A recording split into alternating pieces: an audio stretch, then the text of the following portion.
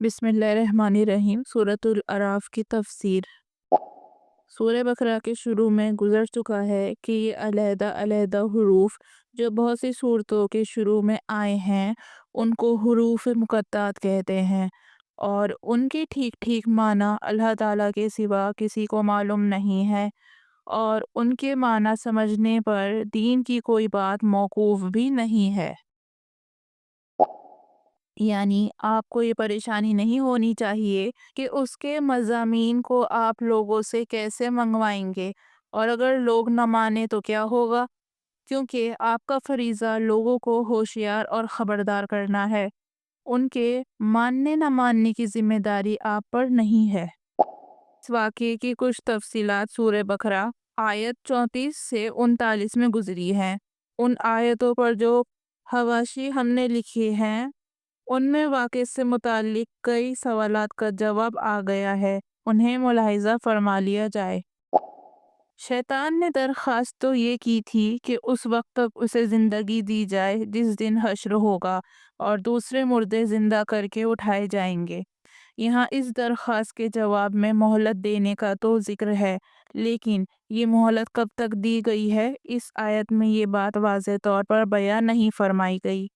سورہ ہجر آیت 38 اور سورہ صاد آیت 81 میں بھی یہ واقعہ آیا ہے۔ وہاں یہ فرمایا گیا ہے کہ ایک معین وقت تک مہلت دی گئی ہے، جس سے معلوم ہوا کہ اس کی درخواست کے مطابق روز حشر تک مہلت دینے کا وعدہ نہیں کیا گیا، بلکہ یہ فرمایا گیا ہے کہ ایک معین وقت ہے جو اللہ تعالیٰ کے علم میں ہے، اس وقت تک مہلت دی گئی ہے۔ دوسرے دلائل سے یہ معلوم ہوتا ہے کہ شیطان قیامت کا پہلا سور پھونکے جانے تک زندہ رہے گا، اور اس کے بعد جس طرح دوسرے مخلوقات کو موت آئے گی اسے بھی موت آئے گی، پھر جب سب کو زندہ کیا جائے گا تو اسے بھی زندہ کیا جائے گا۔ شیطان نے اپنی بدعمالی کی ذمہ داری خود قبول کرنے کے بجائے معاذ اللہ تعالیٰ کی تقدیر پر ڈالنے کی کوشش کی، حالانکہ تقدیر کی وجہ سے کسی کا اختیار سلب نہیں ہوتا۔ تقدیر کا مطلب ہی یہ ہوتا ہے کہ فلاں شخص اپنے اختیار سے فلاں کام کرے گا۔ نیز اس کے کہنے کا مطلب یہ بھی ہو سکتا ہے کہ اللہ تعالیٰ نے اس کو ایک ایسا حکم ہی کیوں دیا جو اس کے لیے قابل قبول نہیں تھا، اس لیے بلا واسطہ اس کی گمراہی معاذ اللہ تعالیٰ کے اس حکم کی وجہ سے ہوئی۔ بظاہر یہ معلوم ہوتا ہے کہ اس درخواست کی خاصیت یہ تھی کہ اس کا پھل کھانے سے جنت کا لباس اتر جاتا تھا، اور یہ بات ابلیس کو معلوم تھی۔ چنانچہ جب حضرت آدم علیہ السلام اور حوا علیہ السلام نے اسے کھایا تو جنت کا جو لباس انہیں عطا ہوا تھا وہ ان کے جسم سے اتر گیا۔ مطلب یہ تھا کہ چونکہ اس درخواست کی خاصیت یہ ہے کہ جو اس میں سے کھا لیتا ہے وہ یا تو فرشتہ بن جاتا ہے یا اسے ہمیشہ کی زندگی عطا ہو جاتی ہے، اس لیے اسے کھانے کے لیے مخصوص قوت کی ضرورت ہے۔ شروع میں آپ دونوں کو یہ قوت حاصل نہیں تھی، اس لیے منع کیا گیا تھا۔ اب آپ کو جنت میں رہتے ہوئے ایک زمانہ گزر گیا ہے اور آپ میں وہ قوت پیدا ہو گئی ہے، اس لیے اب کھا لینے میں کچھ حرج نہیں۔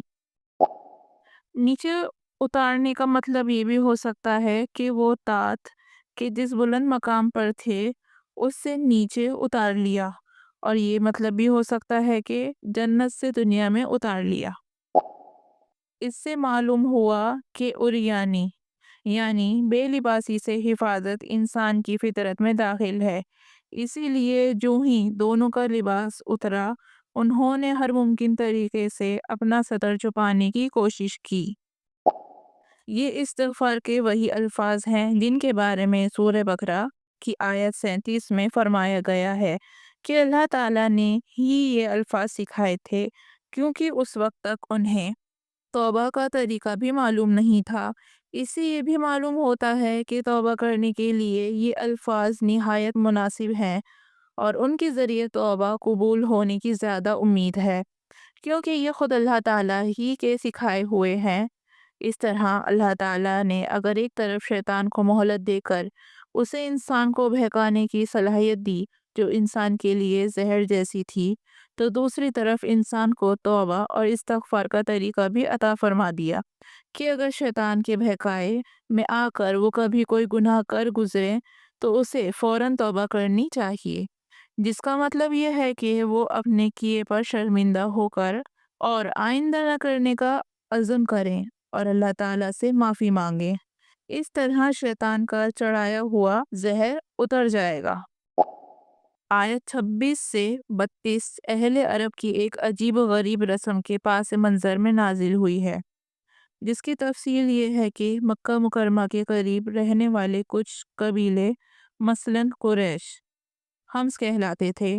عرب کے دوسرے تمام قبیلے حرم کے پاسبانی کی وجہ سے ان لوگوں کی بڑی عزت کرتے تھے۔ اسی کا ایک نتیجہ یہ تھا کہ عربوں کے عقیدے کے مطابق کپڑے پہن کر طواف کرنا صرف انہی کا حق تھا۔ دوسرے لوگ کہتے تھے کہ جن کپڑوں میں ہم نے گناہ کیے ہیں ان کے ساتھ ہم بیت اللہ کا طواف نہیں کر سکتے۔ چنانچہ یہ لوگ جب طواف کے لیے آتے تو حمز کے کسی آدمی سے کپڑے مانگتے، اگر اس کے کپڑے مل جاتے تو انہیں پہن کر طواف کر لیتے، لیکن اگر کسی کو حمز میں سے کسی کے کپڑے نہ ملتے تو وہ بالکل عریان یعنی بے لباس ہو کر طواف کرتے تھے۔ یہ آیتیں اس بیہودہ رسم کی تردید کے لیے نازل ہوئی ہیں اور ان میں انسان کے لیے لباس کی اہمیت بھی بیان فرمائی گئی ہے، اور یہ بھی بتایا گیا ہے کہ لباس کا اصل مقصد جسم کا پردہ ہے، اور ساتھ ہی لباس انسان کے لیے زینت اور خوشنمائی کا بھی ذریعہ ہے۔ ایک اچھی لباس کی صفت یہ ہونی چاہیے کہ وہ یہ دونوں مقصد پورے کرے، اور جس لباس سے پردے کا مقصد حاصل نہ ہو وہ انسانی فطرت کے خلاف ہے۔ لباس کا ذکر آیا تو یہ حقیقت بھی واضح فرما دی گئی کہ جس طرح لباس انسان کے ظاہری جسم کی پردہ داری کرتا ہے، اسی طرح تقوی انسان کو گناہوں سے پاک رکھتا ہے اور اس کے ظاہر اور باطن دونوں کی حفاظت کرتا ہے، اور اس لحاظ سے تقوی کا لباس بہترین لباس ہے۔ لہٰذا ظاہری لباس پہننے کے ساتھ ساتھ انسان کو یہ فکر بھی رکھنی چاہیے کہ وہ تقوی کے لباس سے آراستہ ہو۔ یعنی لباس کا پیدا کرنا اللہ تعالیٰ کی قدرت اور حکمت کی نشانیوں میں سے ایک ہے۔ اس سے اسی رسم کی طرف اشارہ ہے کہ یہ لوگ عریان یعنی بے لباس ہو کر طواف کرتے تھے۔ کیونکہ یہ رسم برسوں سے چلی آتی تھی، اس لیے ان کی دلیل یہ تھی کہ ہمارے باپ دادا ایسا ہی کرتے چلے آئے ہیں، جس سے معلوم ہوتا ہے کہ اللہ تعالیٰ کا یہی حکم ہوگا۔ شاید مذکورہ بالا سیاق و سباق میں انصاف کا ذکر اس لیے بھی کیا گیا ہے کہ حمز کے لوگوں نے اپنی جو امتیازی خصوصیات طے کر رکھی تھیں ان میں سے بعض انصاف کے تقاضوں کے بھی خلاف تھیں، مثلاً یہ بات کہ صرف وہی کپڑے پہن کر طواف کر سکتے ہیں، دوسرے لوگ نہیں۔ حالانکہ اگر دوسرے لوگ گناہ کر سکتے تھے تو یہ لوگ بھی گناہوں سے پاک تو نہیں تھے۔ جس طرح ان عرب قبائل نے طواف کے وقت کپڑے پہننے کو حرام سمجھا ہوا تھا، اسی طرح جاہلیت کے لوگوں نے بہت سی غذاؤں کو بلا وجہ حرام قرار دیا ہوا تھا، جس کا مفصل تذکرہ سورہ انعام میں گزرا ہے۔ نیز حمز کے قبائل نے گوشت کے بعض قسموں کو اپنی امتیازی حیثیت ظاہر کرنے کے لیے اپنے اوپر حرام کر لیا تھا، حالانکہ اللہ تعالیٰ کی طرف سے ایسا کوئی حکم نہیں آیا تھا۔ یہ دراصل کفار مکہ کی ایک بات کا جواب ہے۔ وہ کہا کرتے تھے کہ اگر اللہ تعالیٰ کو ہمارا موجودہ طریقہ پسند نہیں ہے تو وہ ہمیں رزق کیوں دے رہا ہے؟ جواب یہ دیا گیا ہے کہ اس دنیا میں تو اللہ تعالیٰ کے رزق کا دسترخوان ہر شخص کے لیے بچھا ہوا ہے، چاہے وہ مومن ہو یا کافر، لیکن آخرت میں نعمتیں صرف مومنوں کے لیے خاص ہیں۔ اس لیے یہ سمجھنا غلط ہے کہ اگر دنیا میں کسی کو خوشحالی میسر ہے تو یہ اللہ تعالیٰ کی رضامندی کی دلیل ہے، اور اسے آخرت میں بھی خوشحالی ضرور میسر آئے گی۔ یوں تو کسی بھی شخص کی طرف کوئی غلط بات منسوب کرنا ہر اعتبار سے ایک ناجائز اور غیر اخلاقی فعل ہے، لیکن اگر یہ جرم اللہ تعالیٰ کے ساتھ کیا جائے تو اس کی سنگینی انسان کو کفر تک لے جاتی ہے۔ اس لیے اللہ تعالیٰ کی طرف کوئی بات منسوب کرتے وقت انتہائی احتیاط کی ضرورت ہے، اور جب تک انسان کو یقینی علم حاصل نہ ہو ایسی نسبت کا اقدام ہرگز نہیں کرنا چاہیے۔ عرب کے بت پرستوں نے اپنی طرف سے باتیں گڑ گڑ کر اللہ تعالیٰ کی طرف منسوب کر رکھی تھیں، جن کی بنیاد کسی علم پر نہیں تھی بلکہ اپنی بے بنیاد اندازوں پر تھیں، جن کی حقیقت کا خود انہیں بھی علم حاصل نہیں تھا۔ یہاں یہ واضح کر دیا گیا ہے کہ دنیا میں رزق دینے کے لیے اللہ تعالیٰ نے مومن اور کافر میں تفریق نہیں فرمائی ہے، بلکہ ہر ایک کے لیے رزق کا ایک حصہ مقرر فرما دیا ہے جو اسے ہر حال میں پہنچتا رہے گا، چاہے وہ کتنا بڑا کافر کیوں نہ ہو۔ لہٰذا اگر کسی کو دنیا میں رزق کی فراوانی حاصل ہے تو اسے یہ نہ سمجھ بیٹھنا چاہیے کہ اس کا طریقہ اللہ تعالیٰ کو پسند ہے، جیسا کہ یہ کفار مکہ سمجھ رہے ہیں۔ ان کو اصل حقیقت کا پتہ اس وقت چلے گا جب موت کا منظر ان کے سامنے آ جائے گا۔ یعنی جو لوگ سرداروں کے ماتحت تھے، یعنی انڈر تھے، کنٹرول میں تھے، وہ اپنے ان سرداروں پر لعنت بھیجیں گے جنہوں نے انہیں گمراہ کیا تھا، اور سردار اپنے ماتحتوں پر لعنت بھیجیں گے کہ انہوں نے ان کی حد سے زیادہ تعظیم کر کے انہیں گمراہی میں اور پختہ کر دیا۔ مطلب یہ ہے کہ ہر ایک کا عذاب پہلے سے زیادہ ہوتا جائے گا، لہٰذا اگر سرداروں کو اس وقت دگنا عذاب دیا جائے گا تو اس کا مطلب یہ نہیں ہے کہ خود تم اتنے شدید عذاب سے محفوظ رہو گے، بلکہ ایک وقت آئے گا کہ خود تمہارا عذاب بھی بڑھ کر ان کے موجودہ عذاب کے برابر ہو جائے گا، چاہے ان کا عذاب اس وقت اور بڑھ جائے۔ یہ ایک عربی زبان کا محاورہ ہے، اور مطلب یہ ہے کہ جس طرح ایک اونٹ سوئی کے ناکے میں کبھی داخل نہیں ہو سکتا، اسی طرح یہ لوگ کبھی جنت میں داخل نہیں ہو سکیں گے۔ نیک عمل کے ذکر کے ساتھ اللہ تعالیٰ نے جملہ معترضہ کے طور پر یہ وضاحت فرما دی کہ نیک عمل کوئی ایسا مشکل کام نہیں ہے جو انسان کی طاقت سے باہر ہو، کیونکہ ہم نے کوئی حکم انسانوں کو ایسا نہیں دیا جو ان کی استطاعت میں نہ ہو۔ نیز شاید اشارہ اس طرف بھی ہے کہ اگر کوئی شخص اپنی طاقت کی حد تک نیک عمل کرنے کی کوشش کر رہا ہو اور پھر بھی اس سے کوئی بھول چوک ہو جائے تو اللہ تعالیٰ اس پر گرفت نہیں فرماتے، چونکہ جنت ہر قسم کی تکلیف سے خالی ہوگی، اس لیے وہاں باہمی عداوت، کینی اور کدورت کا بھی گزر نہیں ہوگا، اور دنیا میں انسانوں کے درمیان جو رنجشیں رہی ہوں جنت میں اللہ تعالیٰ وہ بالکل دور فرما دیں گے، اور تمام جنتی محبت، دوستی اور بھائی چارے کے ماحول میں رہیں گے۔ یوں تو اعراف والے جنت اور جہنم دونوں کا خود نظارہ کر رہے ہوں گے، اس لیے انہیں جنتیوں اور دوزخیوں کو پہچاننے کے لیے کسی علامت کی ضرورت نہیں ہوگی، لیکن یہاں اشارہ اس بات کی طرف ہے کہ یہ لوگ جنت اور دوزخ والوں کو دنیا میں بھی ان کی علامتوں سے پہچانتے تھے، اور چونکہ یہ لوگ صاحب ایمان تھے اس لیے انہیں دنیا میں بھی اللہ تعالیٰ نے اتنی حس عطا فرما دی تھی کہ یہ متقی پرہیزگار لوگوں کے چہروں سے پہچان لیتے تھے کہ یہ نیک لوگ ہیں، اور کافروں کے چہروں سے پہچان لیتے تھے کہ یہ کافر ہیں۔ اس سے اشارہ ان دیوتاؤں کی طرف ہے جن کو انہوں نے خدائی میں اللہ تعالیٰ کا شریک مانا ہوا تھا، نیز ان سرداروں اور پیشواؤں کی طرف جنہیں بڑا مان کر انہوں نے بھی سوچے سمجھے ان کی پیروی کی اور یہ سمجھ بیٹھے کہ یہ لوگ انہیں اللہ تعالیٰ کے غضب سے بچا لیں گے۔ اس آخری انجام سے مراد قیامت ہے، یعنی کیا یہ لوگ ایمان لانے کے لیے قیامت کا انتظار کر رہے ہیں؟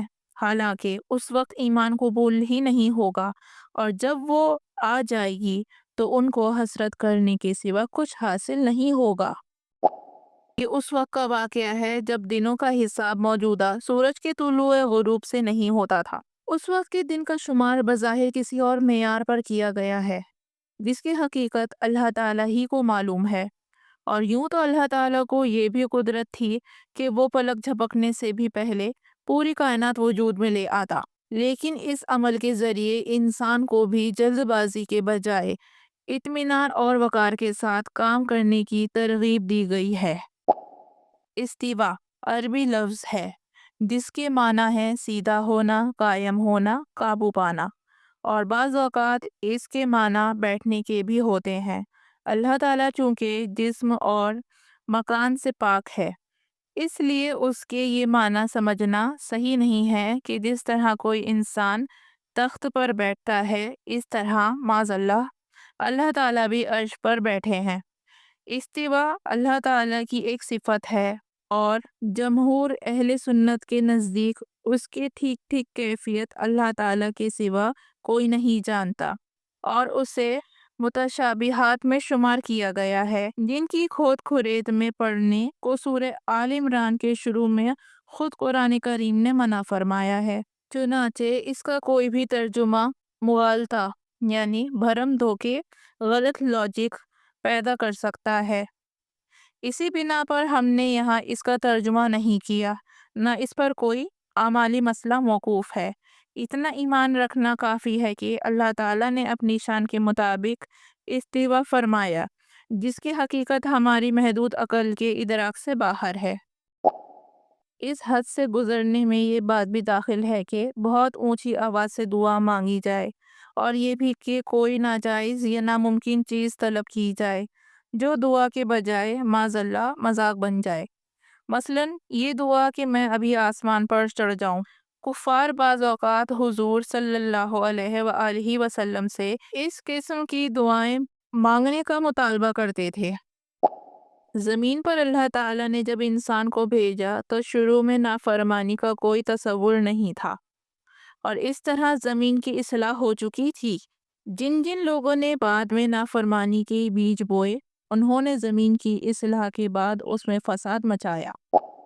یہاں دعا کا صیغہ اکثر مفسرین کے نزدیک عبادت کے لیے آیا ہے، اسی لیے ہم نے اس کا ترجمہ عبادت سے کیا ہے، اور سچی عبادت کی شان اس آیت میں یہ بتائی گئی ہے کہ عبادت کرنے والے کے دل میں اپنی عبادت پر ناز ہونے کے بجائے یہ خوف ہونا چاہیے کہ نہ جانے میں عبادت کا حق ادا کر سکا یا نہیں، اور یہ اللہ تعالیٰ کی بارگاہ میں قبولیت کے مستحق ہے یا نہیں۔ دوسری طرف اسے اپنی عبادت کی کوتاہیوں سے مایوسی کے بجائے اللہ تعالیٰ کی رحمت سے یہ امید بھی ہونی چاہیے کہ وہ اپنے فضل و کرم سے اسے قبول فرما ہی لے گا، یعنی اپنی کوتاہی کا خوف اور اللہ تعالیٰ کی رحمت کی بنیاد پر امید، دونوں چیزوں کا امتزاج یعنی ملاپ ہے جو کسی عبادت میں سچائی پیدا کرتا ہے۔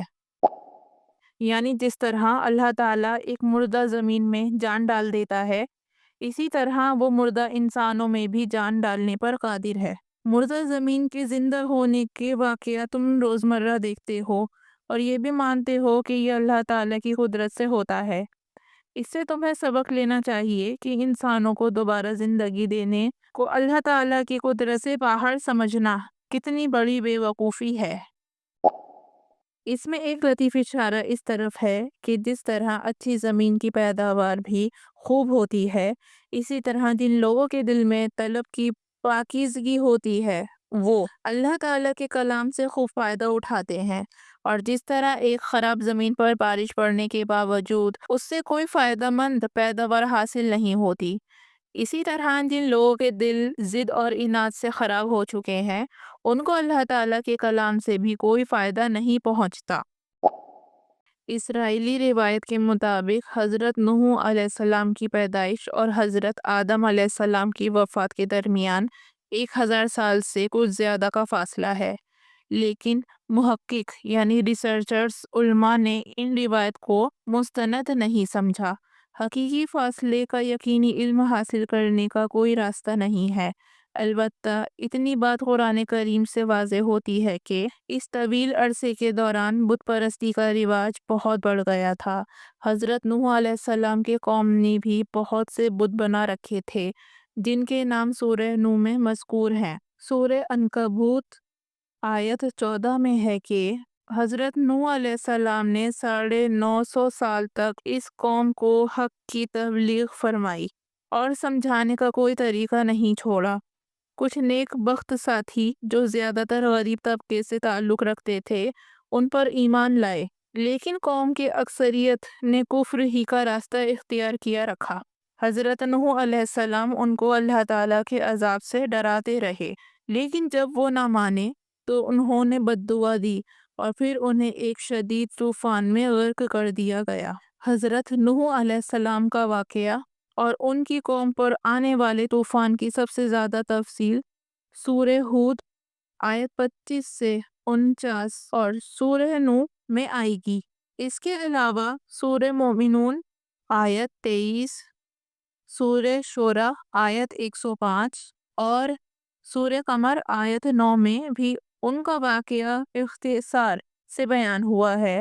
دوسرے مقامات پر ان کا صرف حوالہ دیا گیا ہے۔ کشتی اور طوفان کا پورا واقعہ انشاءاللہ سورہ ہود میں آنے والا ہے۔ قوم عاد عربوں کی ابتدائی نسل کی ایک قوم تھی جو حضرت عیسیٰ علیہ السلام سے کم از کم 2000 سال پہلے یمن کے علاقے حضارہ موت کے آس پاس آباد تھی۔ یہ لوگ اپنی جسمانی طاقت اور پتھروں کو تراشنے کے ہنر میں مشہور تھے۔ رفتہ رفتہ انہوں نے بت بنا کر ان کی پوجا شروع کر دی اور اپنی طاقت کے گھمنڈ میں مبتلا ہو گئے۔ حضرت ہود علیہ السلام ان کے پاس پیغمبر بنا کر بھیجے گئے اور انہوں نے اپنی قوم کو بڑی درد مندی سے سمجھانے کی کوشش کی اور انہیں توحید کی تعلیم دے کر اللہ تعالیٰ کا شکر گزار بننے کی تعلیم دی، مگر کچھ نیک طبع لوگوں کے سوا باقی لوگوں نے ان کا کہنا نہیں مانا۔ پہلے ان کو قحط یعنی اکال، بھوک اور ریسورسز کی شدید کمی کا دور میں مبتلا کیا گیا اور حضرت ہود علیہ السلام نے انہیں یاد دلایا کہ یہ اللہ تعالیٰ کی طرف سے ایک تنبیہ ہے یعنی وارننگ ہے۔ سورہ ہود آیت 52 میں ہے، اگر اب بھی تم اپنی بدعمالیوں سے باز آ جاؤ تو اللہ تعالیٰ تم پر رحمت کی بارشیں برسا دے گا۔ لیکن اس قوم پر کچھ اثر نہیں ہوا اور وہ اپنے کفر و شرک میں بڑھتے چلے گئے۔ آخر کار ان پر ایک تیز و تند آندھی کا عذاب بھیجا گیا جو 8 دن تک متواتر یعنی مسلسل جاری رہا، یہاں تک کہ یہ ساری قوم ہلاک ہو گئی۔ اس قوم کا واقعہ موجودہ سورت کے علاوہ سورہ ہود آیت 50 سے 89، سورہ مومنون آیت 32، سورہ شورى آیت 124، سورہ حامیم السجدہ آیت 15، سورہ احقاف آیت 21، سورہ قمر آیت 18، سورہ الحاقہ آیت 6 اور سورہ فجر آیت 6 میں آیا ہے۔ ان کے مختلف واقعات کی تفصیل انشاءاللہ ان صورتوں میں آئے گی۔ یہ لوگ اپنے قد و قامت میں اتنے لمبے چوڑے تھے کہ سورہ فجر آیت 8 میں اللہ تعالیٰ نے فرمایا ہے کہ ان جیسی قوم کسی بھی ملک میں پیدا نہیں کی گئی۔ سمود بھی قوم عاد ہی کی نسل سے پیدا ہوئی تھی، اور ظاہر یہ ہے کہ حضرت ہود علیہ السلام اور ان کے مومن ساتھی جو عذاب سے بچ گئے تھے یہ ان کی اولاد تھی، اور سمود ان کے دادا کا نام تھا، اسی لیے ان کو عاد ثانیہ بھی کہا جاتا ہے۔ یہ قوم عرب اور شام کے درمیان اس علاقے میں آباد تھی جس کو اس وقت ہجر کہا جاتا تھا، اور آج کل اسے مدائن صالح کہتے ہیں، اور آج بھی ان کے گھروں اور محلات کے کھنڈر موجود ہیں اور پہاڑوں سے تراشی ہوئی عمارتوں کے آثار جن کا ذکر آیت 74 میں ہے آج بھی وہاں دیکھے جا سکتے ہیں۔ عرب کے مشرکین جب تجارتی سفر پر شام جاتے تو یہ کھنڈر ایک نشانی عبرت کے طور پر ان کے راستے میں پڑتے تھے، اور قرآن کریم نے کئی مقامات پر انہیں اس کی طرف توجہ دلائی ہے۔ اس قوم میں بھی رفتہ رفتہ بت پرستی کی بیماری پیدا ہو گئی تھی اور اس کے نتیجے میں بہت سی اعمالی خرابیاں پھیل گئی تھیں۔ حضرت صالح علیہ السلام اسی قوم کے ایک فرد تھے جن کو اللہ تعالیٰ نے ان کو راہ راست دکھانے کے لیے پیغمبر بنا کر بھیجا، لیکن یہاں بھی وہی صورت پیش آئی کہ قوم کی اکثریت نے ان کی بات نہیں مانی۔ حضرت صالح علیہ السلام نے جوانی سے بڑھاپے تک مسلسل ان کو تبلیغ جاری رکھی۔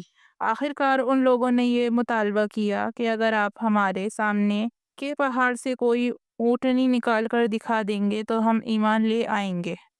حضرت صالح علیہ السلام نے دعا فرمائی اور اللہ تعالیٰ نے پہاڑ سے اونٹنی بھی نکال کر دکھا دی۔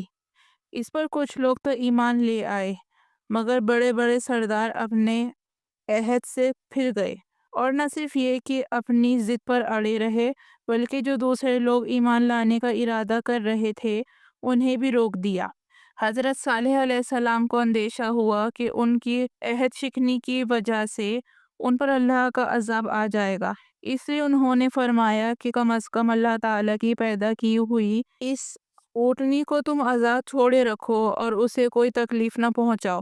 اور اونٹنی کو چونکہ پورے کنویں کا پانی درکار ہوتا تھا، اس لیے اس کی باری مقرر کر دی کہ ایک دن اونٹنی کنویں کا پانی پیے گی اور دوسرے دن آبادی کے لوگ پانی لیں گے۔ لیکن ہوا یہ کہ قوم کے کچھ لوگوں نے اونٹنی کو مار ڈالنے کا ارادہ کیا، اور آخر کار ایک شخص نے جس کا نام قاذر تھا اس کو قتل کر ڈالا۔ اس موقع پر حضرت صالح علیہ السلام نے انہیں متنبہ کیا کہ اب ان کی زندگی کے صرف 3 دن باقی رہ گئے ہیں، جس کے بعد وہ عذاب سے ہلاک کر دیے جائیں گے۔ بعض روایت میں ہے کہ انہوں نے یہ بھی بتا دیا تھا کہ ان 3 دنوں میں سے ہر دن ان کے چہروں کا رنگ بدل جائے گا، یعنی پہلے دن رنگ پیلا، دوسرے دن سرخ اور تیسرے دن کالا ہو جائے گا۔ اس کے باوجود اس ضدی قوم نے توبہ اور استغفار کرنے کے بجائے خود حضرت صالح علیہ السلام کو قتل کرنے کا منصوبہ بنایا، جس کا ذکر قرآن کریم نے سورہ نمل آیت 48-49 میں فرمایا ہے، لیکن اللہ تعالیٰ نے انہیں راستے ہی میں ہلاک کر دیا اور ان کا منصوبہ دھرا رہ گیا۔ آخر کار 3 دن اسی طرح گزرے جیسے حضرت صالح علیہ السلام نے فرمایا تھا۔ اسی حالت میں شدید زلزلہ آیا اور آسمان سے ایک ہیبت ناک چیخ کی آواز نے ان سب کو ہلاک کر ڈالا۔ حضرت صالح علیہ السلام اور ان کی قوم کا تفصیلی ذکر سورہ ہود آیت 61، سورہ شعراء آیت 141، سورہ نمل آیت 45، سورہ قمر آیت 23 میں آیا ہے۔ نیز سورہ ہجر، سورہ زاریات، سورہ نجم اور سورہ الحاقہ اور سورہ شمس میں بھی ان کے مختصر حوالے آئے ہیں۔ حضرت لوط علیہ السلام حضرت ابراہیم علیہ السلام کے بھتیجے تھے، جو اپنے مقدس چاچا کی طرح عراق میں پیدا ہوئے تھے، اور جب انہوں نے وہاں سے ہجرت کی تو حضرت لوط علیہ السلام بھی ان کے ساتھ وطن سے نکل آئے۔ بعد میں حضرت ابراہیم علیہ السلام فلسطین کے علاقے میں آباد ہوئے، اور حضرت لوط علیہ السلام کو اللہ تعالیٰ نے اردن کے شہر سودوم میں پیغمبر بنا کر بھیجا۔ سودوم ایک مرکزی شہر تھا اور اس کے مضافات میں عمورہ وغیرہ کئی بستیاں آباد تھیں۔ کفر و شرک کے علاوہ ان بستیوں کی شرمناک بدعمالی یہ تھی کہ وہ ہم جنسی ہومو سیکشولیٹی کی لعنت میں گرفتار تھے، جس کا ارتکاب قرآن کریم کی تشریح کے مطابق ان سے پہلے دنیا کے کسی فرد نے نہیں کیا تھا۔ حضرت لوط علیہ السلام نے انہیں اللہ تعالیٰ کے احکام پہنچائے اور عذاب سے بھی ڈرایا، لیکن جب یہ لوگ اپنی خباثت سے باز نہ آئے تو ان پر پتھروں کی بارش برسائی گئی اور ان تمام بستیوں کو الٹ دیا گیا۔ آج بحر میت یعنی ڈیڈ سی کے نام سے جو سمندر ہے، کہتے ہیں کہ یہ بستیاں یا تو اس میں ڈوب گئی ہیں یا اس کے آس پاس تھیں، جن کا نشان واضح نہیں رہا۔ حضرت لوط علیہ السلام کا اس قوم کے ساتھ نسبی تعلق نہیں تھا، پھر بھی اس آیت میں اسے حضرت لوط علیہ السلام کی قوم کہا گیا ہے، کیونکہ یہ وہ امت تھی جس کی طرف ان کو بھیجا گیا تھا۔ ان کے واقعے کی سب سے زیادہ تفصیل سورہ ہود آیت 69 سے 83 یعنی 69 سے 83 میں آئے گی۔ اس کے علاوہ سورہ ہجر آیت 52 سے 84 یعنی 52 سے 84، سورہ شعراء آیت 160 سے 174، 160 سے 174، سورہ عنکبوت آیت 26 سے 35 میں بھی ان کے واقعے کی کچھ تفصیلات بیان ہوئی ہے۔ نیز سورہ زاریات آیت 24 سے 37 اور سورہ تحریم آیت 10 میں بھی ان کے مختصر حوالے آئے ہیں۔ مدیان ایک قبیلے کا نام ہے اور اسی کے نام پر ایک بستی بھی ہے جس میں حضرت شعیب علیہ السلام کو پیغمبر بنا کر بھیجا گیا تھا۔ ان کا زمانہ حضرت موسیٰ علیہ السلام سے کچھ پہلے کا ہے اور بعض روایت میں ہے کہ وہی حضرت موسیٰ علیہ السلام کے سسر تھے۔ یہ ایک سرسبز و شاداب علاقہ تھا اور یہاں کے لوگ خاصی خوشحال تھے۔ رفتہ رفتہ ان میں کفر و شرک کے علاوہ بہت سے بدعنوانیاں رواج پا گئیں۔ ان کے بہت سے لوگ ناپ تول میں دھوکہ دیتے تھے۔ بہت سے زور آور لوگوں نے راستوں پر چوکیاں بنا رکھی تھیں جو گزرنے والوں سے زبردستی کا ٹیکس وصول کرتے تھے۔ کچھ لوگ ڈاکے بھی ڈالتے تھے۔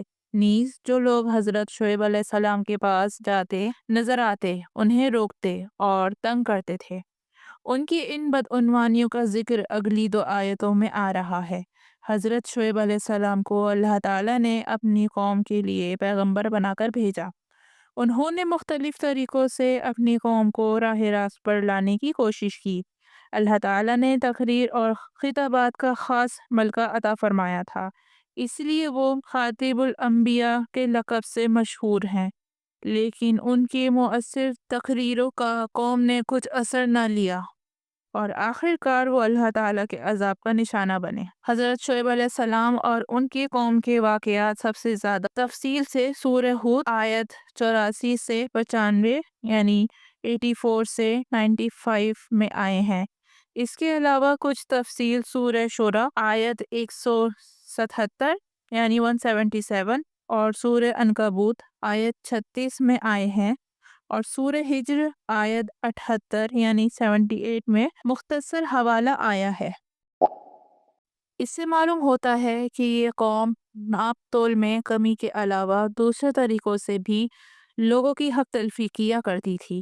اس آیت میں لفظ بخس استعمال کیا گیا ہے جس کے لفظی معنی کمی کرنے کے ہیں، اور یہ لفظ خاص طور پر کسی کا حق مار لینے کے معنی میں کثرت سے استعمال ہوتا ہے، اور قرآن کریم میں یہ فقرہ 3 جگہ بڑی تاکید کے ساتھ آیا ہے اور اس میں دوسروں کی ملکیت کے احترام پر زور دیا گیا ہے۔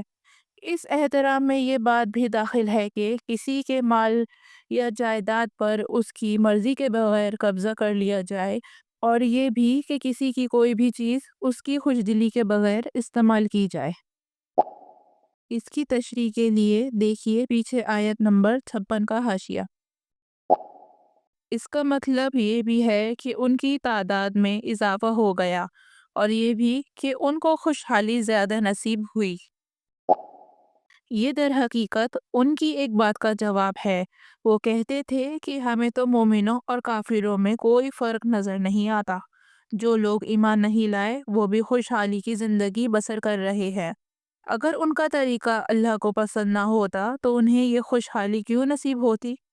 جواب یہ دیا گیا ہے کہ اس وقت کی خوشحالی سے یہ دھوکہ نہ کھانا چاہیے کہ صورتحال ہمیشہ ایسی ہی رہے گی۔ ابھی اللہ تعالیٰ کے فیصلے کا انتظار کرو۔ حضرت شعیب علیہ السلام کے دوسرے ساتھی تو پہلے اپنی قوم کے دین پر تھے، بعد میں ایمان لائے، اس لیے ان کے حق میں تو پرانے دین کی طرف لوٹنے کا لفظ صحیح ہے، لیکن حضرت شعیب علیہ السلام کبھی بھی ان کے دین پر نہیں رہے۔ البتہ ان کی نبوت سے پہلے ان کی قوم کے لوگ یہ سمجھتے ہوں گے کہ وہ انہی کے دین پر ہیں، اس لیے انہوں نے آپ کے لیے بھی لوٹنے کا لفظ استعمال کیا تھا۔ حضرت شعیب علیہ السلام نے جواب بھی انہی کے الفاظ میں دیا۔ یہ اعلیٰ درجے کی ادبیت کا فقرہ ہے۔ اس کا مطلب یہ ہے کہ کوئی بھی شخص اپنے پکے عزم سے اللہ تعالیٰ کو کسی بات پر مجبور نہیں کر سکتا۔ ہم نے اپنی طرف سے تو یہ پکا ارادہ کر رکھا ہے کہ کبھی تمہارا دین اختیار نہیں کریں گے، لیکن اپنے اس عزم پر عمل اللہ تعالیٰ کی توفیق کے بغیر ممکن نہیں ہے، اور اگر وہ چاہے تو وہ ہمارے دلوں کو بھی پھیر سکتا ہے۔ یہ اور بات ہے کہ جب کوئی بندہ اخلاص کے ساتھ راہ راست پر رہنے کا ارادہ کر لیتا ہے تو وہ اس کا دل گمراہی کی طرف نہیں پھیرتا، اور ہر شخص کے اخلاص کی کیفیت کا اس کو پورا علم ہے۔ لہٰذا اخلاص کے ساتھ کسی بات کا پکا ارادہ کر لینے کے بعد اللہ تعالیٰ پر بھروسہ کرنا چاہیے کہ وہ اس ارادے کو پورا فرمائے گا۔ اس طرح حضرت شعیب علیہ السلام نے اس جملے سے یہ عظیم سبق دیا ہے کہ کوئی بھی نیکی کرتے وقت بھروسہ اپنے عزم اور عمل کے بجائے اللہ تعالیٰ پر کرنا چاہیے۔ اس قوم پر جو عذاب آیا اس کے لیے قرآن نے یہاں زلزلے کا ذکر فرمایا ہے۔ سورہ ہود آیت 94 یعنی 94 میں اس کو سیہا یعنی چنگھاڑ سے تعبیر فرمایا گیا ہے، اور سورہ شورا آیت 189 یعنی 189 میں اسے عذابہ یوم الذلہ یعنی سائبان کے دن کا عذاب فرمایا گیا ہے۔ حضرت عبداللہ ابن عباس رضی اللہ عنہ سے ایک روایت یہ ہے کہ ان لوگوں پر پہلے سخت گرمی پڑی جس سے یہ بلبلا اٹھے، پھر شہر سے ایک بادل آیا جس میں ٹھنڈی ہوا تھی، یہ لوگ گھروں سے نکل کر اس کے نیچے جمع ہو گئے۔ اس وقت اس بادل سے آگ برسائی گئی جسے سائبان سے تعبیر کیا گیا ہے۔ پھر زلزلہ آیا، اور زلزلے کے ساتھ عموماً آواز بھی ہوتی ہے جسے چنگھاڑ کہا گیا ہے۔ بتایا یہ جا رہا ہے کہ اللہ تعالیٰ نے جن لوگوں کو اپنے عذاب سے ہلاک کیا انہیں معاذ اللہ جلدی سے غصے میں آ کر ہلاک نہیں کر دیا، بلکہ انہیں سال ہر سال تک راہ راست پر آنے کے بہت سے مواقع فراہم کیے۔ اول تو پیغمبر بھیجے جو انہیں برسوں تک ہوشیار کرتے رہے، پھر شروع میں انہیں کچھ معاشی بدحالی یا بیماریوں وغیرہ کی مصیبتوں سے دوچار کیا تاکہ ان کے دل کچھ نرم پڑیں، کیونکہ بہت سے لوگ ایسے حالات میں اللہ تعالیٰ کی طرف رجوع کرتے ہیں، اور تنگی ترشی میں بعض اوقات حق بات کو قبول کرنے کی صلاحیت زیادہ پیدا ہو جاتی ہے۔ جب ایسے حالات میں پیغمبر ان کو متنبہ کرتے ہیں کہ ذرا سنبھل جاؤ، ابھی اللہ تعالیٰ نے ایک اشارہ دیا ہے جو کسی وقت باقاعدہ عذاب میں تبدیل ہو سکتا ہے، تو بعض لوگوں کے دل پسیج جاتے ہیں۔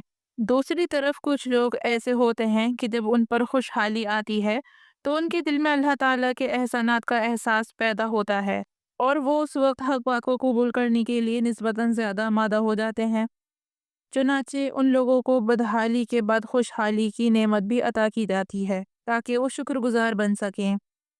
حالات کی اس تبدیلی سے بعض لوگ بے شک سبق لے لیتے ہیں اور راہ راست پر آ جاتے ہیں، لیکن کچھ ضدی طبیعت کے لوگ ان باتوں سے کوئی سبق نہیں سیکھتے اور یہ کہتے ہیں کہ یہ دکھ سکھ اور سرد و گرم حالات تو ہمارے باپ دادوں کو بھی پیش آ چکے ہیں، انہیں خواہ اللہ تعالیٰ کی طرف سے کوئی اشارہ قرار دینے کی کیا ضرورت ہے۔ اس طرح جب ان لوگوں پر ہر طرح کی حجت تمام ہو چکی ہوتی ہے تو پھر اللہ تعالیٰ کی طرف سے عذاب آتا ہے اور اس طرح پکڑ لیتا ہے کہ ان کو پہلے سے اندازہ بھی نہیں ہوتا۔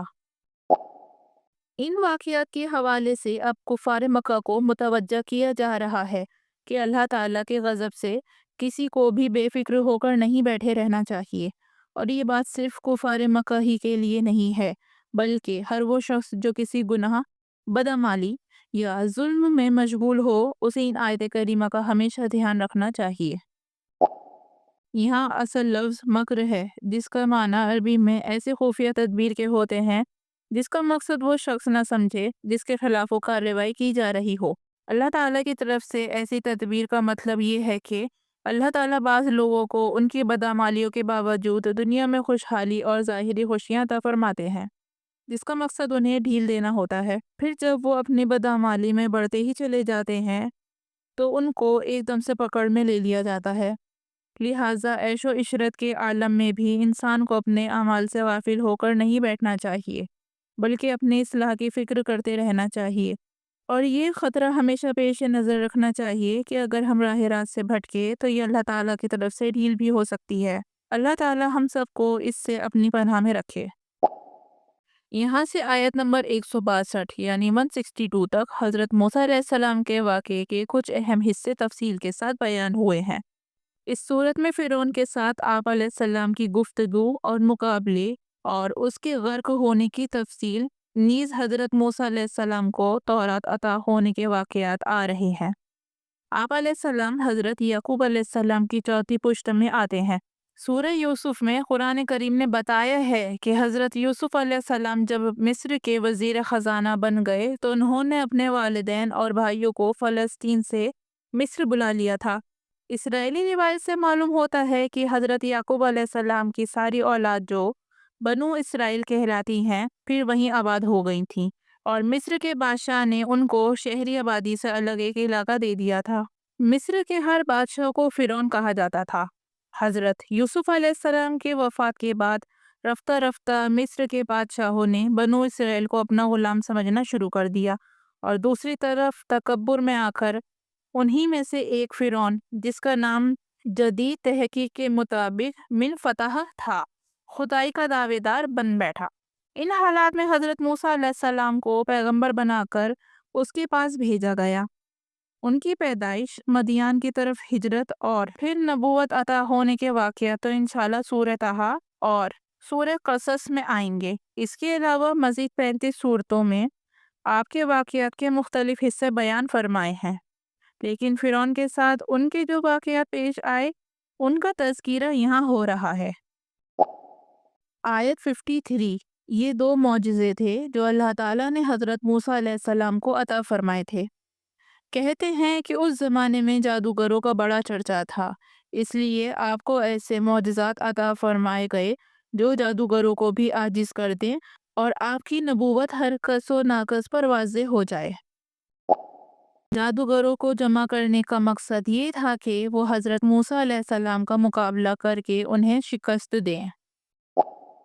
یہاں قرآن کریم نے مجہول کا صیغہ القیہ استعمال فرمایا ہے، جس کے لفظی معنی گر گئے نہیں بلکہ گرا دیے گئے ہیں۔ اس میں اشارہ اس بات کی طرف ہے کہ حالات ایسے پیش آئے کہ ان کے ضمیر نے انہیں بے ساختہ سجدے میں گر جانے پر مجبور کر دیا۔ اوپر ترجمے میں اس پہلو کی رعایت کی کوشش کی گئی ہے۔ یہاں ایمان کی یہ طاقت بھی ملاحظہ فرمائیے کہ جو جادوگر چند لمحوں پہلے اپنے مذہب کی دفاعی کارروائی پر بھی فرعون سے انعام مانگ رہے تھے، اللہ تعالیٰ پر ایمان لانے کے بعد ان میں یہ عظیم حوصلہ پیدا ہو گیا کہ وہ فرعون جیسے جابر حکمران کی دھمکیوں کو ذرا بھی خاطر میں نہیں لائے، اور آخرت میں اللہ تعالیٰ کے پاس چلے جانے کا اشتیاق ظاہر کرنے لگے۔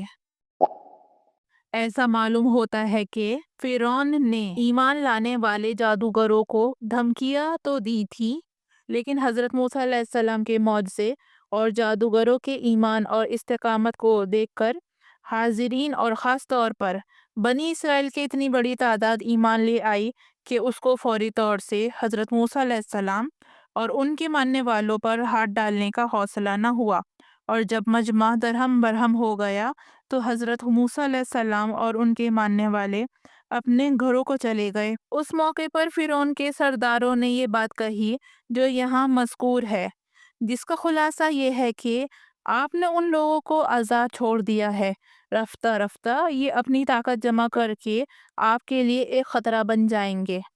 فرعون نے اپنی خفت یعنی بے عزتی، ذلت اور رسوائی مٹانے کے لیے ان کا جواب دیا کہ فوری طور پر چاہے میں نے ان کے خلاف کوئی کارروائی نہیں کی، مگر اب بنی اسرائیل کو ایک ایک کر کے ختم کروں گا، البتہ عورتوں کو اس لیے زندہ رکھوں گا کہ وہ ہماری خدمت کے کام آ سکیں۔ اس نے اپنے آدمیوں کو یہ بھی یقین دلایا کہ حالات ہمارے قابو میں ہیں اور ہماری حکمت عملی ایسی ہے کہ ہمارے لیے کوئی بڑا خطرہ پیدا نہیں ہوگا۔ اس طرح بنی اسرائیل کے مردوں کو قتل کرنے کا ایک نیا دور شروع ہوا، جس پر حضرت موسیٰ علیہ السلام نے مومنوں کو تسلی دی کہ صبر سے کام لیتے رہو، آخری انجام انشاءاللہ تمہارے ہی حق میں ہوگا۔ پیچھے آیت نمبر 94 یعنی 94 میں اللہ تعالیٰ نے جو اصول بیان فرمایا تھا اس کے مطابق پہلے فرعون اور اس کے قوم کو دنیا میں مختلف تکلیفیں دی گئیں تاکہ وہ کچھ نرم پڑیں۔ ان میں سے پہلا عذاب قحط یعنی اکال، بھوک مری، خوراک کی کمی، جب بارش نہ ہو اور اناج کم ہو جائے، قحط کا عذاب مسلط ہوا اور اس کے نتیجے میں پیداوار میں کمی واقع ہوئی۔ یہ مختلف قسم کے عذاب تھے جو یا کے بعد دیگاری فرعون کی قوم پر مسلط ہوتے رہے۔ پہلے طوفان آیا جس میں ان کی کھیتیاں بہہ گئیں۔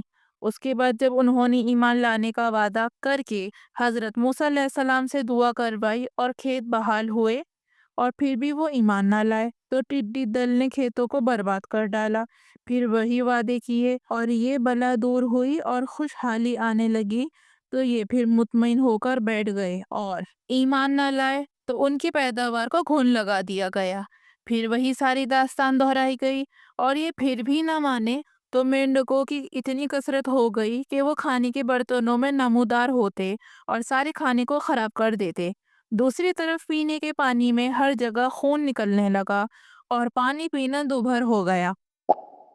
مطلب یہ ہے کہ اللہ تعالیٰ کے علم اور تقدیر میں ان کے لیے ایک وقت تو ایسا آنا ہی تھا جب وہ عذاب کا شکار ہو کر ہلاک ہوں، لیکن اس سے پہلے جو چھوٹے چھوٹے عذاب آ رہے تھے ان کو ایک مدت تک کے لیے ہٹا لیا جاتا تھا۔ فرعون اور اس کے غرق ہونے کا واقعہ تفصیل کے ساتھ سورہ یونس آیت 89 سے 92 یعنی 89 سے 92، سورہ طٰہٰ آیت 77 یعنی 77 اور سورہ شورى کی آیت 60 سے 66 یعنی 60 سے 66 میں آنے والا ہے۔ جزاک اللہ خیر۔ Don't forget to like, share and subscribe to our channel.